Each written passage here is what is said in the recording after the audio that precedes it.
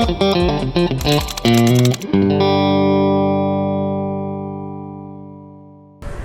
Pure EV ePluto 7G has gone through some incredible updates, which has made riding it a much more fun and pleasurable experience. You might have noticed in the last video we took it for a range test and it was quite fun to drive. But now not only have they updated the fit and finish and the look and feel of it, but they have also upgraded the controller, the battery pack and the boot space. In this video we are going to share with you 7 of these updates that have been done on the ePluto 7G. The Pure EV team has worked on suspension on the new ePluto 7G. The suspension is way softer compared to the pre-production model. The team has slightly changed the chassis design, which improves the overall stability while riding. They have also added extra mass at the handlebars, which ensures that vibrations in uneven roads and surfaces are reduced. So we've just come back from a spin around the block and we love the comfort and the suspension of the new ePluto 7G. Good job team.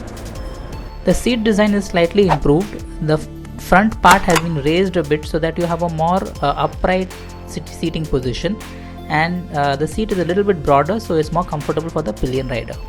The ePluto 7G has got a bit of a larger boot space, and there's space in the front and in the back of the battery, and the battery position itself has been lowered a bit so that now you can have a small bag and even the charger itself can be put inside the boot.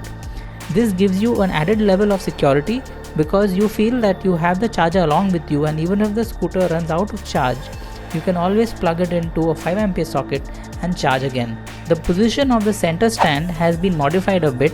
It's been made a little bit lower so that you need to pull the scooter up less, and also it seems to be closer to the center of gravity. This makes it really easy to put it onto the main stand. The LCD display of the Pure EV 7G has been slightly upgraded. First off, the SOC indicator now has 6 bars instead of the earlier 4 bars. This helps you get a better estimate of the amount of charge remaining in the battery. Also, when you change the mode of operation of the scooter using the physical button, the mode is also seen as changed in the LCD display. This was not the case earlier. The controller has been completely modified to next generation technology. It is now an 18 tube controller, and Pure EV team has added aluminum heatsink under the controller. The range of the vehicle has been further optimized by 2 to 4% because of the controller optimization. You can easily get 90 to 100 km in mode 2. The front disc brake fluid has been changed, and this has resulted in improved braking.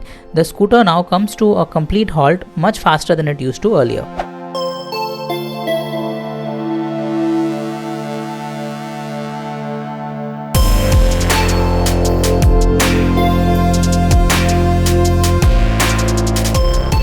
So friends, these are the updates to the Pure EV ePluto 7G. We've tested them out and shown you how they work. Let us know in the comments below what you think about them.